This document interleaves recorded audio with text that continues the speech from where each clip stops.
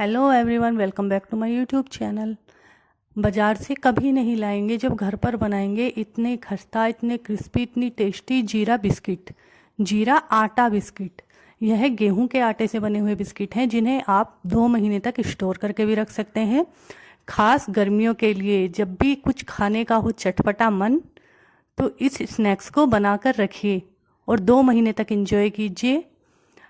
लगभग ऐसा होता है कि गर्मी में कुछ बनाने का मन नहीं होता है और कुछ टेस्टी खाना होता है, तो ये रेसिपी को ज़रूर ट्राई कीजिए। मैं Ruby Arya, cook with Ruby Arya में आप सभी का स्वागत करती हूँ। सबसे पहले हमने गैस पर चढ़ा लिया एक पैन में मैंने कर दिया है 2 चम्मच जीरा। हमें जीरे को लगभग 3 से 4 सेकंड के लिए हाई फ्लेम पर भून लेना है। सिर्फ हमें इसको इतना भूनना है कि इसमें से अच्छी सी खुशबू आने लगे। जैसे ही खुशबू आने लगेगी हमें फ्लेम को ऑफ कर देना है। ये देखिए, हमारा जो जीरा है उसका कलर चेंज होने लगा है, वह परफेक्टली भुन चुका है। सिर्फ हमें इसे इसी लेवल तक भूनना है। अब हल्का सा हमें इसे ठंडा कर लेना है। ये देखिए, गैस की फ्लेम को ऑफ कर देंगे, जीरे को थोड़ा ठंडा करेंगे और एक बर्तन में निकाल लेंगे। यहाँ पर मैंने ले ली है एक परात में मैंने ले लिया है 1 कटोरी गेहूं का आटा। आप मेजरमेंट के लिए कप का भी यूज़ कर सकते हैं। अब हम इसमें ऐड करेंगे जो कि ये नॉर्मल चीनी है जिसे मैंने मिक्सी में ग्राइंड कर लिया था। शुगर पाउडर, आधा कप शुगर पाउडर हम इसमें ऐड कर रहे हैं। 2 चम्मच सूजी हमें यहाँ पर ऐड कर देनी है। सूजी से ये खस्ता बनते हैं।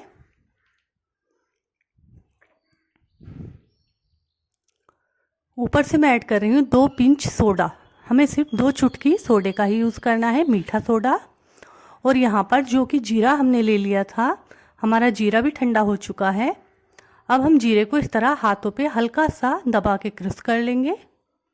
हल्का सा ही हमें क्रश कर लेना है और इस तरह जीरे को आटे में ऐड कर देंगे।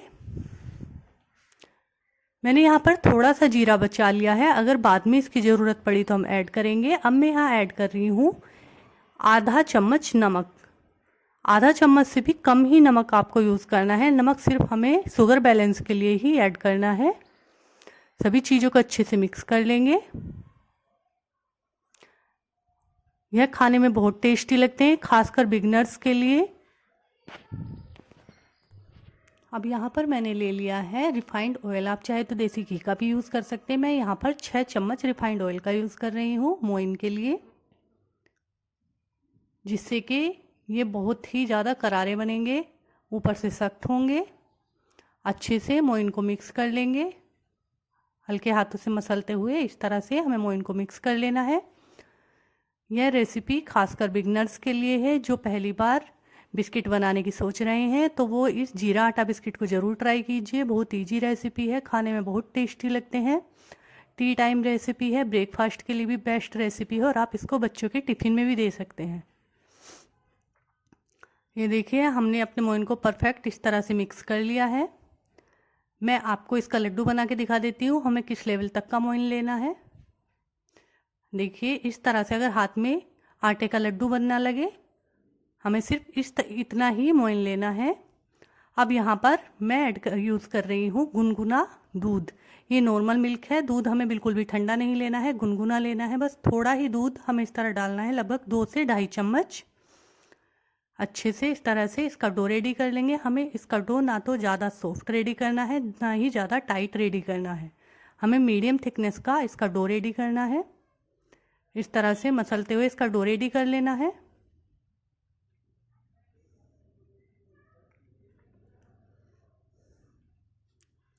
ये देखिए,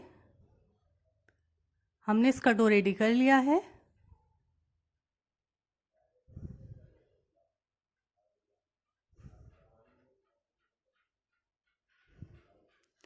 इस तरह से अब इसे 10 मिनट की रेस्ट देंगे।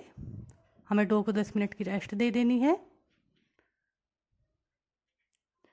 आप देख सकते हैं इस तरह लचीला डो ही हमें रेडी करना है, ना ज़्यादा सॉफ्ट हो ना ज़्यादा टाइट हो। 10 मिनट की रेस्ट देंगे। यहाँ 10 मिनट हो चुके हैं। हल्के हाथों से इसको मसल लेंगे। हमारी सूजी अच्छे से फूल चुकी है। उसने जो एक्स्ट्रा हमारा दूध या फिर हमारा डो थोड़ा सॉफ्ट हो गया था, सबको बैलेंस कर दिया है। अब हम यहाँ पर इसके पेड़े तोड़ लेंगे। इस तरह से थोड़े बड़े बड़े ही हमें पेड़े तोड़ने हैं।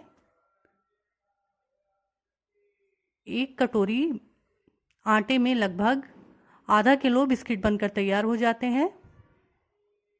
2 महीने तक आप इन्हें स्टोर कर सकते हैं। यहाँ पर मैंने सारे पेड़े रेडी कर लिया। मैंने यहाँ पर ले लिया है एक चकला बेलन, उस पर थोड़ा सा हल्का सा आटा इस तरह से ग्रेस करेंगे, आटा फैला लेंगे।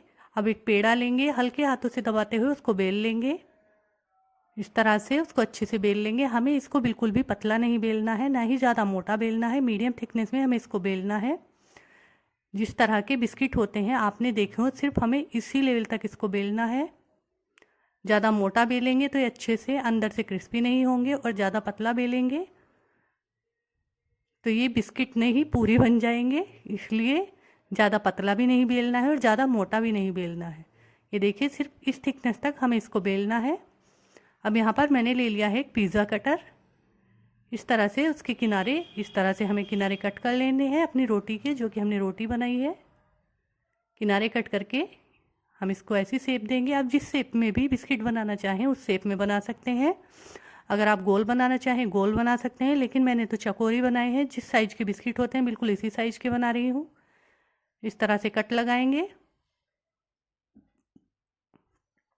अभी ये थोड़े बड़े लग रहे हैं, अभी हम इनको बीच में से भी कट करेंगे। 2-2 भागों में हमें इन्हें कट कर लेना है। अभी सारे के सारे बिस्किट हम इसी तरह बना के रेडी कर लेंगे।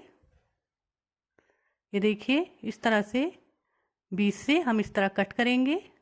अब ये बिल्कुल बिस्किट की शेप में आ गए हैं। देखिए कितने सुंदर लग रहे हैं देखने में। अब इन्हें 10 मिनट के लिए सभी बिस्किट को रेडी करके रख देंगे। अच्छे से सूखने के लिए इनको रख देते हैं, जब तक कि हमारे बिस्किट अच्छे से ना सूख जाएं।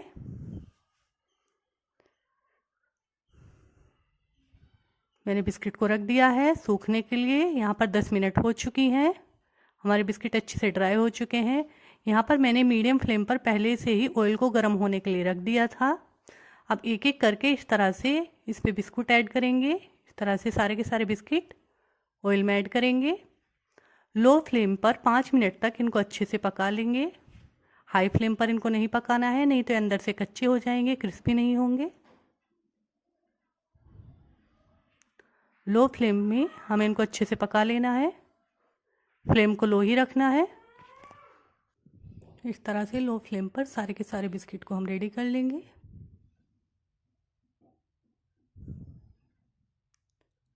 पाँच मिनट तक इनको पकने देंगे। हमें कुछ नहीं करना है, ये अपने आप ही ऊपर उठकर आ जाते हैं। ये देखिए, फूलने लगे हैं। धीरे धीरे सारे के सारे बिस्किट ऊपर आने लगे हैं। हमारे बिस्किट बनकर रेडी है। अगर आपको ज़्यादा क्रिस्पी बनाने हैं तो इनको थोड़ा सा और पका लीजिए।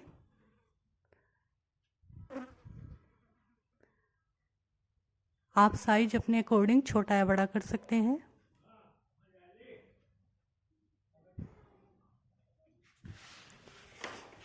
इस तरह से सारे के सारे बिस्किट को एक प्लेट में निकाल लेंगे।